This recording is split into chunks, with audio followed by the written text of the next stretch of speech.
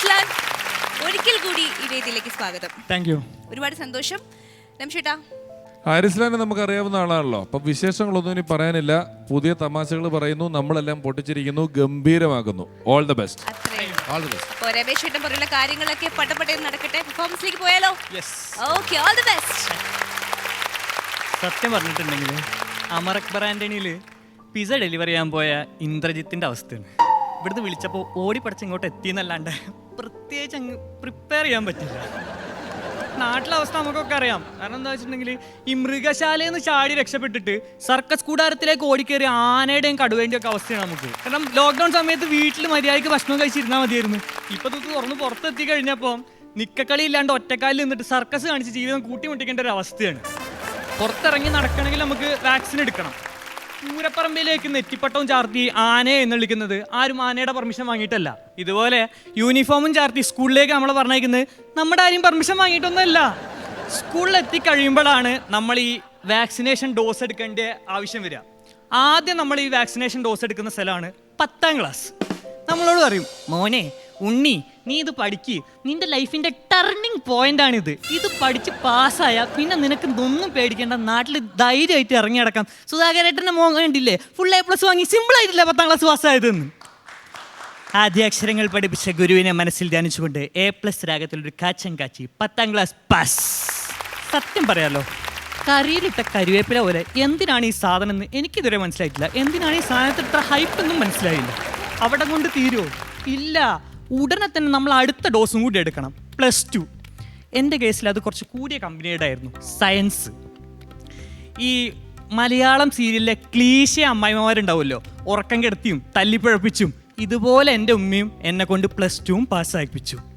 നമ്മുടെ ഹൗസ് വാമിങ്ങിന് കിട്ടിയ dinner set പോലെ ഞാനത് വീട്ടിൽ അവിടെ എടുത്തു വെച്ചു എന്നല്ലാണ്ട് അത് വെച്ച് ചോറുണ്ണാനുള്ള ഗുണം ഇതുവരെ എനിക്ക് ഉണ്ടായിട്ടില്ല.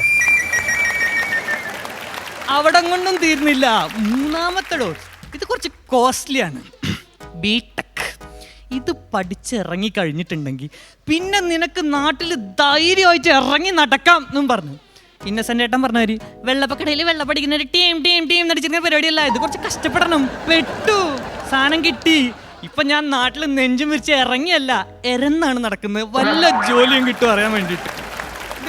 ബേസിക്കലി ഇതിൻ്റെയൊക്കെ പ്രശ്നം എന്താ വെച്ചിട്ടുണ്ടെങ്കിൽ നമ്മുടെ അച്ഛനമ്മമാരുടെ സ്വഭാവവും ഈ യൂട്യൂബേഴ്സിൻ്റെ സ്വഭാവവും ഏകദേശം ഒരുപോലെ തന്നെയാണ്. യൂട്യൂബിൽ ആരെങ്കിലും ഒരു കണ്ടന്റ് ഇറക്കി അത് ട്രെൻഡിങ് ആയി കഴിഞ്ഞിട്ടുണ്ടെങ്കിൽ പിന്നെ സകലമാന യൂട്യൂബേഴ്സും അതായിരിക്കും ഇറക്കുക.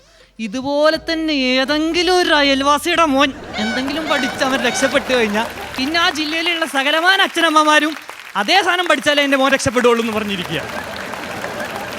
എൻ്റെ ഒരു കൂട്ടുകാരനുണ്ട്, 6ാം ക്ലാസ് വരെ ഞാനും അവനും പുറത്താണ് പഠിച്ചത്. അവൻ ദുബായിലും ഞാൻ ക്ലാസ്സിൻ്റെ പുറത്തും. ഇവൻ ഈ നാട്ടിൽ വന്നപ്പോഴാണ് മലയാളം പഠിക്കുന്നത്. മലയാളം എനിക്ക് ദുബായ് പഠിച്ചുകൊണ്ട് കുറച്ചേ അറിയുള്ളൂ. ഇംഗ്ലീഷ് പക്ഷേ ഇവന് ഒട്ടും അറിയില്ല. അപ്പം മലയാളം സാറ് ഈ ഒറ്റ വാക്യത്തിലാക്കുക എന്നുള്ള സാധനം ഉണ്ടല്ലോ, നമ്മുടെ എന്ന് വെച്ചിട്ടുണ്ടെങ്കിൽ ഇപ്പോൾ ഈ മൂപ്പ് എത്താത്ത തേങ്ങ ഇളഞ്ഞി എന്ന് പറഞ്ഞിട്ടുള്ള സാധനം. അപ്പോൾ ഇത് ഇവൻ നാട്ടിൽ വന്നപ്പോൾ സാറ് കുറച്ച് സ്പീഡിലാണ് പഠിപ്പിക്കുന്നത്. മൂപ്പെത്താത്ത തേങ്ങ ഇളഞ്ഞി എന്ന് വിളിക്കും, മൂപ്പെത്താത്ത തേങ്ങ ഇളഞ്ഞി എന്ന് വിളിക്കും, മൂപ്പെത്താത്ത തേങ്ങ ഇളഞ്ഞി എന്ന് വിളിക്കും. അപ്പോൾ ഇവൻ ഈ ഡൗട്ട് ചോദിക്കുന്നതിലുള്ള പ്രശ്നം തീർക്കാൻ വേണ്ടിയിട്ട് ഇവൻ കൈ അങ്ങ് ഒന്നിച്ചു. സാറ് പറഞ്ഞു, എന്താ നിന്റെ ഡൗട്ട് എന്ന് ചോദിച്ചു. ഞാൻ പറഞ്ഞു, ഈ മൂപ്പത്താത്ത മാത്രം എന്താ തേങ്ങനെ ഇളഞ്ഞിന്ന് വിളിക്കുന്നത്, നമുക്കും വിളിച്ചൂടെ എന്ന് ചോദിച്ചു. ഇവൻ്റെ PSCക്ക് ചോദിച്ച ചോദ്യം പോലെ ആ ക്ലാസ്സിലുള്ള ആർക്കും എൻ്റെ ഡൗട്ട് മനസ്സിലായില്ല. എന്തിന് സാറിന് പോലും മനസ്സിലായില്ല. പക്ഷെ എനിക്ക് മനസ്സിലായി. കാരണം ഞങ്ങളുടെ നാട്ടിലെന്ന് പറഞ്ഞിട്ടുണ്ടെങ്കിൽ ഇത്തിക്കുടുത്താത്ത, പാന്താത്ത, കദീസ്താത്ത, ബീവാത്ത, ഇങ്ങനെ കുറേ ഇത്താത്തമാരുള്ള നാടാണ്. ഇവൻ വിചാരിച്ച് ഈ മൂപ്പത്താത്ത എന്ന് പറഞ്ഞപ്പോൾ ആ നാട്ടിലുള്ള ഏതോ ഒരു ഇത്താത്തയാണ്. അതിൻ്റെ ഈ ഇത്താത്തയാണ് ഈ തേങ്ങ ഇരുന്നിട്ട് ഇളഞ്ഞി എന്ന് വിളിക്കുന്നത്. ഞാനും ഇവനും കൂടി ഇവന് മേലാസകലം ചൊറി വന്നിട്ട് ഞങ്ങളുടെ നാട്ടിലുള്ള വലിയൊരു ഡോക്ടറുണ്ട്, ഉണ്ണി ഡോക്ടർ എന്ന പേര്. പുള്ളിയെ കാണിക്കാൻ ചെന്നു. അവിടെ ചെന്നപ്പം പുള്ളിയുടെ മോളാണ് ഉള്ളത്. ഇവൻ്റെ അസുഖം മാറി, ഇവന് വേറൊരു അസുഖം കൂടി വന്നു. ഈ പെൺപിള്ളേരെ കാണുമ്പോൾ ചിലവർക്ക് ഉണ്ടാകുന്ന അസുഖമുണ്ട്. ഇപ്പം പറഞ്ഞു, നമുക്ക് ഇവിടെ മുമ്പിൽ ഷൈൻ ചെയ്യാൻ വേണ്ടിയിട്ട് കുറച്ച് ഇംഗ്ലീഷിൽ സംസാരിക്കാൻ പറഞ്ഞു. ഞാൻ ചോദിച്ചാൽ അത് വേണോ, വെറുതെ നാണം കെടും. ഇത് സിമ്പിളാണ്, നമുക്ക് ആവശ്യമുള്ള ഇംഗ്ലീഷൊക്കെ നമ്മളിപ്പോൾ തന്നെ മൊബൈലിൽ നോക്കിയിട്ട് പഠിച്ചു വെക്കുന്നു. എന്നിട്ട് എന്തെങ്കിലും അവിടെ നിന്ന് കിട്ടാത്ത വരികയാണെങ്കിൽ ഞാൻ നിനക്ക് സിഗ്നൽ തരാം, നീ മൊബൈലിൽ നോക്കിയാൽ മതിയാ. ഞാൻ പറഞ്ഞു ഓക്കെ. ഞങ്ങൾ ഉള്ളിൽ കയറി. ഉള്ളിൽ കയറി ഞങ്ങൾ ഇവളോട് സംസാരിക്കാൻ തുടങ്ങി. ഞങ്ങളെ ഇംഗ്ലീഷ് എന്ന് പറഞ്ഞാൽ പരബോറ. എവളെ ഇംഗ്ലീഷ് എന്ന് പറഞ്ഞു കഴിഞ്ഞിട്ടുണ്ടെങ്കിൽ രഞ്ജി പണിക്കർ എഴുതിയ സ്ക്രിപ്റ്റ് മമ്മൂട്ടി പറഞ്ഞാൽ എങ്ങനെയിരിക്കും അതുപോലെ പടകം പടപടപടാറ് English. Okay, what's your problem? Yes, let me have a look. Yeah, what's okay എന്ന് പറഞ്ഞിട്ട് ഇവള് പറപടാന്ന് ഇംഗ്ലീഷ്. ഇത് കേട്ടിട്ട് ഞങ്ങൾ ഈ പാർലമെന്റിൽ നേതാക്കന്മാർ പ്രസംഗം കേട്ടായിരുന്നു ഇങ്ങനെ ഗൗരവത്തിലിരിക്കുമല്ലോ, അതുപോലെ തന്നെ ഞങ്ങൾ കുറച്ച് ഗൗരവത്തിലിരുന്നു. ഒക്കെ മനസ്സിലാവുന്നുണ്ടെങ്കിൽ കുറച്ച് കഴിഞ്ഞപ്പോഴാണ് അവൾ ആ ചോദ്യം ചോദിച്ചത്. Do you have any rashes of your trunk? ഈ ട്രങ്ക് എന്നുള്ള വാക്ക് ഞങ്ങൾ കേട്ടിട്ടുണ്ട്, പക്ഷെ ഇതെന്താന്ന് മനസ്സിലാവുന്നില്ല. ഈ കലോത്സവത്തിന് മൂകാഭിനയത്തിന് കാണിക്കുന്നവർ ഇവൻ എന്നെ കുറെ കണ്ണിറുക്കി കാണിച്ചു മൊബൈലിൽ നോക്കാൻ. ഞാൻ ഈ സാധനം നോക്കിയിട്ട് കിട്ടണ്ടേ? ഉണ്ണി ഡോക്ടർ കയറി വന്നു. ഉണ്ണിയോട്ട് ചോദിച്ചാൽ എന്താ പ്രശ്നം എന്താണെന്ന് ചോദിച്ചാൽ പറഞ്ഞു ഇങ്ങനെ ട്രങ്കിൽ ഇവർക്ക് റാഷസ് ഉണ്ടെന്ന് പറഞ്ഞു. അപ്പോൾ അത് നോക്കാൻ വേണ്ടിയിട്ടാണ്. അപ്പോൾ അയാൾ പറഞ്ഞു അതിനെന്താ പ്രശ്നം, ജസ്റ്റ് ഒന്ന് ഷർട്ട് അയച്ചാൽ പോരെയെന്ന് ചോദിച്ചു. ഷർട്ട് അയച്ചാൽ മതിയൊന്ന്. അപ്പോൾ ഇയാൾ പറഞ്ഞു പൊന്നു മോനെ, മെഡിക്കൽ ടേമിൽ ട്രങ്ക് എന്ന് പറഞ്ഞു കഴിഞ്ഞിട്ടുണ്ടെങ്കിൽ എൻ്റെ ഈ കൗത്തിൻ്റെ ഇവിടം തൊട്ടിട്ട് പള്ളൻ്റെ ഇവിടം വരെയുള്ള സ്ഥലമാണ്. ഇതൊന്ന് ഷർട്ട് അയച്ചു കൊടുത്താൽ കാണാവുന്ന പ്രശ്നമുള്ളൂ. മര്യാദക്ക് ഇത് അറിയില്ലെന്ന് പറഞ്ഞാൽ മതിയായിരുന്നു. അവിടെ വെച്ച് അവനക്ക് 2 അസുഖത്തിനുള്ള മരുന്ന് കിട്ടി. ഒന്ന് ഈ പെൺപിള്ളേരെ കാണുമ്പോൾ ഇംഗ്ലീഷ് സംസാരിക്കുന്നതിനും, ഒന്ന് അവൻ്റെ ചൊറിക്കുള്ളതായിരുന്നു. പക്ഷെ ആളിങ്ങനെയൊക്കെ ആണെങ്കിലും ആളുടെ ഒരു പ്രത്യേകത എന്താ വെച്ചിട്ടുണ്ടെങ്കിൽ ഒരു പണി ഏൽപ്പിച്ച് കഴിഞ്ഞിട്ടുണ്ടെങ്കിൽ പറഞ്ഞ പണി ഇവൻ പറഞ്ഞതുപോലെ എടുക്കും. ഇവൻ ഒരു വക പഠിക്കാത്തതുകൊണ്ടും പിന്നെ ഇവൻ ഈ ദുബായിൽ നിന്ന് വന്നുകൊണ്ടും ഈ എല്ലാ ലോക മലയാളി അച്ഛനമ്മമാരെ പോലെ തന്നെയും ഇവനും വീടിൻ്റെ പുറത്തേക്ക് വിടാറില്ല. പുറത്തേക്ക് വിട്ട ആഗോളതാപനം മൂലം ഇവൻ്റെ ബുദ്ധി ഉള്ളതും കൂടി നശിച്ചു പോകുമെന്നാണ് ഇവരുടെ ഒരു നിഗമനം. അപ്പം ഇവനെ പുറത്തുവിടാത്തത് ഇവർക്ക് ആർക്കും അറിയില്ല. ഇവൻ്റെ വീട്ടിൽ ഇവൻ്റെ മൂത്തമ്മയും ഇവൻ്റെ മൂത്തമ്മയുടെ മരുവോളും കൂടി ഒരു ദിവസം വന്നു. ഞാനും ഇവനും വീട്ടിൽ നിന്ന് മുറ്റത്ത് കളിച്ചുകൊണ്ടിരിക്കുക. ആ മൂത്തമ്മയ്ക്ക് എന്തോ 500 രൂപയ്ക്ക് ചില്ലറ വേണമെന്ന് പറഞ്ഞു. അപ്പം ഇവന് ഭയങ്കര സന്തോഷം. ഇവൻ കേട്ട പാതി കേൾക്കാത്ത പാതി. മൂത്തമ്മ പറഞ്ഞു നീ ആ മുന്നിലുള്ള പലചരക്കടയിൽ ചില്ലറ ഉണ്ട് 500 രൂപയ്ക്ക് നോക്കുക. കേട്ട പാതി കേൾക്കാത്ത പാടി ഗ്രഹണി പിടിച്ച പിള്ളേർ ചക്കക്കൂട്ടാൻ കണ്ടാൽ മാതിരി ആ പീടിയിലേക്ക് ഓടിച്ചെന്ന് അവിടെ നിന്ന് വളരെ നിരാശനായി തിരിച്ചു വന്നിട്ട് പറഞ്ഞു അവിടെ ഇല്ലാന്ന്. തിരിച്ചു വന്നപ്പോൾ മരോളായിരുന്നുള്ളത്. മരോള് പറഞ്ഞു നീ ഇന്ന് അങ്ങാടിയിലൊന്ന് പോയി നോക്കുമെന്ന്. വെറുതെ ഇരിക്കുമ്പോൾ അമേരിക്കയിലേക്ക് വിസ കിട്ടിയ രമേശ് ചേട്ടനെ പോലെ ഇവനൊരു ഒറ്റ ഓട്ടം ഓടിയിട്ട് സകലമാന പീടികളിലും കയറി ഇറങ്ങുക. ഞങ്ങളുടെ ഒരു കാര്യസ്ഥനുണ്ട്, പുള്ളി അഹമ്മദ് എന്നാ പേര്. പുള്ളി വെള്ളയും വെള്ളയൊക്കെ ഇട്ടിട്ട് നമ്മളെ ലാലേട്ടൻ മെലിഞ്ഞൊട്ടിയിട്ട് ഒരു മീശയൊക്കെ വെച്ചാൽ എങ്ങനെ ഉണ്ടാവും അതുപോലെയാണ്. പുള്ളി നോക്കുമ്പോൾ പൂമ്പാറ്റ പരാഗണം ചെയ്യുന്ന മാതിരി ഒരു സാധനം ഇങ്ങനെ കടകളിൽ ഇങ്ങനെ കയറി ഇറങ്ങി പോകുന്നു. എൻ്റെ അടുത്ത് വന്നിട്ട് ചോദിച്ചാൽ എന്താ കാര്യം എന്താ? അവൻ പറഞ്ഞു ഞാനിങ്ങനെ 500 രൂപയ്ക്ക് ചില്ലറുണ്ടോ നോക്കാൻ വന്നതാണ്. അപ്പോൾ അയമാക്ക പറഞ്ഞു നീ ഇവിടെ നോക്കിയിട്ടൊന്നും കാര്യമില്ല കുട്ടി റാഷാപ്പ് പോയി നോക്കിയാൽ അവൻ ഒറ്റയ്ക്ക് വിട്ടിട്ട് കാര്യമില്ല പറഞ്ഞിട്ട് പുള്ളിയും കൂടി കൂട്ടം ചെന്ന്. അവിടെ ചെന്ന് റാഷോപ്പിൻ്റെ മുന്നിലാണെങ്കിൽ ജനപ്രവാഹം. ഈ ഒടിയൻ്റെ ഫസ്റ്റ് ഡേക്ക് ടിക്കറ്റ് എടുക്കാൻ ചെന്ന മാതിരി വൻകിട ആൾക്കാർ. ഇവൻ അവിടെ ചെന്ന് ഒരു 500 രൂപയ്ക്ക് ചില്ലറ വയ്ക്കാൻ ചെന്നപ്പോൾ അവിടുന്ന് ഒരാൾ പിടിച്ച് തള്ളി ഇവനെ. പടം മാറി ലൂസിഫറായി. അയമാക്ക മുണ്ടങ്ങ് മടക്കി ചെന്ന് ഇവരുടെ അടുത്തേക്ക് എന്താണ് എൻ്റെ കുട്ടി 500 രൂപയ്ക്കല്ല ചില്ലറ വെച്ചു പറഞ്ഞിട്ട് ആകെ ബഹളം കച്ചറയായി. അയമാക്കനെ തല്ലി ഇവരിതായി. അയമാക്കൻ്റെ ഷർട്ട് കീറി, അയമാക്കൻ്റെ ഷർട്ടിൽ ചളിയായി, ബട്ടൺസ് പൊട്ടി, പോക്കറ്റ് കീറി, ആകെ സീനായ പോലത്തെ റേഷാപ്പരം പേടിച്ചിട്ട് വേഗം തൈ 5, 20, 10 കാരണം റേഷോപ്പല്ലേ അവിടെ 5, 20 ഒക്കെ അല്ലേ ഉണ്ടാവുള്ളൂ. വേഗം എടുത്ത് കഴിഞ്ഞാൽ 500 ചില്ലറ ആക്കി എന്നാ അയമാർ 500 ചില്ലറ കൊണ്ടുപോയിക്കാറ്. അയമാക്ക അതങ്ങോട്ട് വാങ്ങിട്ട് തന്നെ എന്നാ കുട്ടിയെ 500 ചില്ലറ കൊടുക്കുക 500 ഒറ്റനോട്ട് അങ്ങോട്ട്. വളരെ നിഷ്കളങ്കമായിട്ടുള്ളൊരു ചിരി ചിരിച്ചുകൊണ്ട് അവൻ അയമാക്കനോട് പറഞ്ഞു എൻ്റെ അടുത്ത് അതിന് 500 രൂപേൻ്റെ ഒറ്റനോട്ടില്ല. അയമാക്ക വെച്ച് അല്ല കുട്ടിയല്ല അപ്പം 500 രൂപയ്ക്ക് ചില്ലറ വാങ്ങാൻ വന്നു ചോദിച്ച്. 500 രൂപയ്ക്ക് ചില്ലറ വാങ്ങാനല്ല 500 രൂപയ്ക്ക് ചില്ലറ ഉണ്ടോ നോക്കാനാണ് മൂത്തമ്മനോട് പറഞ്ഞത്. ഞാൻ പോട്ടെ കുറച്ച് കഞ്ഞി എടുക്കട്ടെ അഹമ്മദേ. Thank you. ഹരിസ്ലാൻ വളരെ എനർജറ്റിക് ആയിട്ടുള്ള ഒരു പെർഫോമൻസ് ആയിരുന്നു. നല്ല ജോഷോടെ ആവേശത്തോടെ രസമായിട്ട് പ്രസന്റ് ചെയ്തു. ഗംഭീരമായിരുന്നു. കാരണം വേറെ ഒരു ബ്രേക്ക് ഒരു ഒന്നുമില്ല. കറക്റ്റ് നല്ല ഫ്ലോയിൽ പോയി. ശരിക്കും ഏതുവരെ പഠിച്ചു? ഞാൻ എഞ്ചിനീയറിംഗ് പഠിച്ചത്, നേവൽ ആർക്കിടെക്ചർ ആൻഡ് ഷിപ്പിൽ. ഒരേ ലോ കോളേജിൽ നിന്ന് തന്നെ ഒരുപാട് പേര് പഠിക്കുന്നുണ്ട്. അവർ ഒരേ മാർക്കോടുകൂടി പാസ്സാകുന്നു.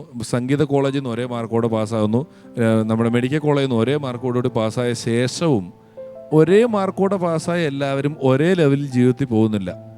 ചിലർ വേറെ പണിക്ക് പോകും, ചിലർ ആ കരിയറിൽ അങ്ങെത്തും, ചിലർ നോർമലായിട്ട് നിൽക്കും, തുടങ്ങിയ പ്രശ്നങ്ങൾ വരുന്നുണ്ട്. അതാണ് ആ പോയിന്റ് തൊട്ടാണ് നമ്മൾ നമ്മുടെ ജീവിതത്തിനെ സമീപിക്കുന്നതുമായിട്ടുള്ള ഒരു കാര്യം വരുന്നത്. നമുക്ക് കിട്ടിയ അറിവ് കുറവാണെങ്കിലും കൂടുതലാണെങ്കിലും അല്ലെങ്കിലുമെല്ലാം ഇത് എവിടെ എങ്ങനെ എപ്പോൾ നമ്മുടെ നിത്യജീവിതത്തിൽ നമ്മൾ ഉപയോഗിക്കണം, ആ അറിവ് ഉപയോഗിക്കണോ അതോ ഇനിയുള്ള കാര്യങ്ങൾ നമ്മൾ വേറെ അറിവ് നേടണോ തുടങ്ങിയിട്ടാണ് ഇപ്പം സത്യത്തിൽ എല്ലാ കാര്യങ്ങളും മാറിയിരിക്കുന്നത്. അപ്പോൾ നമ്മൾ തന്നെ പറയില്ല ഹാർഡ് വർക്ക് എന്ന് പറയുന്നത് പണ്ടാണ്. ഇപ്പോൾ സ്മാർട്ട് വർക്കാണ് നമുക്ക് ആവശ്യമായിട്ടുള്ളത്. അപ്പം നമ്മൾ പഠിച്ച കാര്യങ്ങൾ പലതും നമ്മളെ സംബന്ധിച്ച് ഒരുപക്ഷെ ചാവുന്നവരെ ഉപയോഗത്തിൽ വരുന്നില്ലെങ്കിലും എല്ലാ ദിവസവും നാളത്തേക്ക് വേണ്ടിയുള്ള കാര്യങ്ങൾ പഠിച്ചുകൊണ്ടിരിക്കുക എന്ന് പറയുന്നത് എല്ലാവർക്കും ഏറ്റവും നല്ലതായിട്ടുള്ളൊരു കാര്യമായിരിക്കും.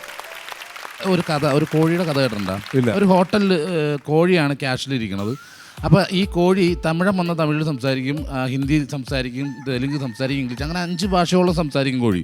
അപ്പോൾ ഒരു ബിസിനസ്സുകാരൻ അവിടെ നിന്ന് ചായ കുടിച്ചിട്ടുണ്ടെങ്കിൽ പുള്ളിക്കാരൻ ഈ കോഴിനെ മേടിക്കാൻ താല്പരിച്ച് അങ്ങനെ പുള്ളി വില പറഞ്ഞാൽ കൊടുക്കൂലെന്ന് തോന്നുന്നു. എൻ്റെ ഈ കോഴിയാണ് ഒരേ ഒരു കോഴിയുള്ള ഇങ്ങനെ സംസാരിക്കണം. അങ്ങനെ പറഞ്ഞ് 5 ലക്ഷം രൂപ കൊടുത്തിട്ട് ആ കോഴിനെ പുള്ളി വാങ്ങിച്ചിട്ട് നേരെ വീട്ടിൽ കൊണ്ടുപോയിട്ട് പുള്ളി കോഴി കാറി കിടക്കുന്ന നേരെ വീട്ടിൽ കയറി പുള്ളി കുളിച്ച് റെഡിയാക്കി വന്നു. വൈഫ് പറഞ്ഞാൽ എന്തെങ്കിലും കഴിച്ചാലെന്ന് ചോദിക്കും. കഴിക്കാൻ എന്താ ഉള്ളത്? ചപ്പാത്തി, ചിക്കൻ ഉണ്ടെന്ന് പറഞ്ഞു. ചിക്കൻ എവിടെ നിന്ന് കിട്ടി? നിങ്ങളല്ലേ കാറിൽ മേടിച്ചിട്ടേച്ചെന്ന് പറഞ്ഞു. അപ്പോൾ അയാൾ പറഞ്ഞു, എടി മഹാഭാവി 5 ഭാഷ സംസാരിക്കുന്ന കോഴിയാണെന്ന് പറഞ്ഞു. ഇന്ന് പോവാ മനുഷ്യനെ, 5 ഭാഷ സംസാരിക്കുന്ന കോഴിക്ക് ഞാൻ കത്തി വെച്ചപ്പോഴത്തേക്ക് ഏതെങ്കിലും ഒരു ഭാഷ എന്നോട് പറയാൻ പാടില്ല. എന്നെ പോലെ ഞാൻ ഇത്ര ഭാഷ സംസാരിക്കണം. അപ്പോൾ അതുപോലെ അത് എവിടെ നമ്മൾ എന്തോരം പഠിക്കണം എന്നുള്ളതല്ല, സമയത്ത് അത് എപ്പോഴാണ് അത് പ്രസന്റ് ചെയ്യണമെന്നുള്ളത്. ഈ കോഴി എന്ന് പറഞ്ഞുകൊണ്ട് മാത്രം 2000 മുതൽ 2003 വരെയൊക്കെ ജയൻ ഒരു തരംഗമായിട്ട് നിൽക്കുകയാണ്. എല്ലാ ട്രൂപ്പിലും ഒരു ജയന്റെ അപരൻ വരും. ജയന്റെ അപരൻ സ്റ്റേജിൽ വരുമ്പോൾ ഇന്നൊരു സൂപ്പർ സ്റ്റാർ വരുമ്പോൾ എന്ത് കൈഡി കിട്ടുമോ അതേ കൈഡി കിട്ടും. നമ്മുടെ ട്രൂപ്പിന്റെ പോസ്റ്ററുകളിൽ ജയന്റെ അപരൻ ഉണ്ടോ എന്ന് ബുക്ക് ചെയ്യാൻ വരുന്നവർ നോക്കും. ജയനില്ലാത്ത ട്രൂപ്പിനെ അന്ന് ബുക്ക് ചെയ്യത്തില്ലായിരുന്നു. കാരണം ജയൻ വേണം, ജയൻ ഉണ്ടെങ്കിൽ നമുക്കൊരു പരിപാടി ചെയ്യാൻ പറ്റുള്ളൂ എന്നുള്ളൊരു അവസ്ഥയിൽ പരിപാടി ഉണ്ടായിരുന്നു. അപ്പോൾ ഞങ്ങൾ സലിഞ്ചേട്ടൻ്റെ ട്രൂപ്പിലായിരുന്നു. അപ്പോൾ ഒരു ജയൻ വരുന്നുണ്ട് ഞങ്ങളുടെ ഷോയിൽ. അപ്പോൾ ഞങ്ങൾ എങ്ങനെ ചെയ്യുന്ന വെച്ചാൽ ഒരു മന്ത്രവാദി വന്നൊരു പൂജയൊക്കെ ചെയ്ത് ഹോ എന്നൊക്കെ പറഞ്ഞിട്ട് ജയൻ വീണ്ടും വരുന്നതായിട്ടാണ് ഇതിൻ്റെ ഇൻ്റർവെല്ല്, ഞങ്ങളുടെ ട്രൂപ്പിൻ്റെ ഇൻ്റർവെല്ല്. അപ്പോൾ സലീമേട്ടൻ അന്ന് ഷൂട്ടിങ്ങിന് പോയിട്ട് പല സ്ഥലങ്ങളിൽ പോയിട്ട് പലതരം കോഴികളെയൊക്കെ കൊണ്ടുവരും, വീട്ടിലോട്ടൊക്കെ കൊണ്ടുവരും. അപ്പോൾ ഒരു വലിയ ഷോ വന്നപ്പോൾ സലീമേട്ടൻ പറഞ്ഞൊരു കാര്യം ചെയ്യും, ഷോയ്ക്ക് പോകുമ്പോൾ ഒരു ബ്ലാങ്ക് ആയിട്ടിരിക്കേണ്ട ഈ മന്ത്രവാദി വന്നിട്ട് ഈ പൂജയൊക്കെ ചെയ്യുമ്പം ഒരു കോഴീനൊക്കെ എടുത്ത് പൊക്കിയിട്ട് പറപ്പിച്ച് ഈ കോഴി സ്റ്റേജിൽ നിന്ന് ചിറകിട്ടൊക്കെ അടിക്കുമ്പോൾ കാണുന്നവർക്കൊക്കെ ഒരു വലിപ്പം തോന്നില്ല. നീ ഒരു കോഴീനെ പിടിച്ചുകൊണ്ട് പൊക്കോളാൻ പറഞ്ഞു എന്നോട്. ഞാൻ സലീമേട്ടൻ്റെ വീട്ടിൽ നിന്നൊരു കോഴിയെ പിടിച്ച് പതുക്കെ കാലൊക്കെ കെട്ടി ട്രൂപ്പിൻ്റെ വണ്ടിയുടെ അടിയിൽ വെച്ച് കോഴിക്കോട് അപ്പുറം പരിപാടിക്ക് പോയി. സ്റ്റേജിൽ കോഴി നല്ല വിജയമായി, എല്ലാവരും നന്നായിട്ട് കൈയടിച്ചു. കോഴിയുടെ നിങ്ങൾ കോഴിയെ കൊണ്ടുവന്നതാണോ എന്നൊക്കെ ചിലർ ചോദിക്കാൻ തുടങ്ങി. ചെറിയൊരു സാധനമാണേലും ഒരു ലഡുവിൽ മുന്തിരിങ്ങ വെച്ച പോലെ ആ കോഴി ഒരു എല്ലാവർക്കും ഇഷ്ടപ്പെട്ടൊരു ഇനമായി മാറി. തിരിച്ച് കോഴിയെ വണ്ടി വെച്ച് ഞങ്ങളെല്ലാം വണ്ടിയിലിരുന്ന് ഉറങ്ങി തിരിച്ചു വരികയാണ്. ഇനിയാണ് ട്രാജഡി. ഒരു കുറ്റിപ്പുറമൊക്കെ കഴിഞ്ഞ് വെളുപ്പിനൊരു 5:30-6 മണിയായപ്പോൾ ഈ കോഴി കൂവാൻ തുടങ്ങി. ഞങ്ങൾ ഉറക്കമില്ലാതെ എല്ലാ ദിവസവും പരിപാടി ചെയ്യുന്ന ഞങ്ങൾ ട്രൂപ്പിൻ്റെ വണ്ടിയിൽ കിടന്നുറങ്ങുമ്പോൾ സീറ്റിൻ്റെ അടിയിൽ കിടന്ന് പറഞ്ഞ് ഭയങ്കര കൂക്ക്, ഒരു രക്ഷയില്ല കേട്ടോ. ഇപ്പം എൻ്റെ കൂടെ കടിക്കുന്ന കിഷോർ എന്ന് പറഞ്ഞെടുത്തും പറയാം, ഷർലി അതിനെടുത്ത് കളാ, ആൾക്കാരുടെ കൂവല് കേട്ട് തന്നെ മടുത്ത്, എനിക്ക് കോഴിയുടെ കൂടെ കൂവല് കേൾക്കാൻ വയ്യെന്ന്. ഹരിസ്ലാൻ, താങ്ക് യു സോ മച്ച്. വീണ്ടും കാണാം.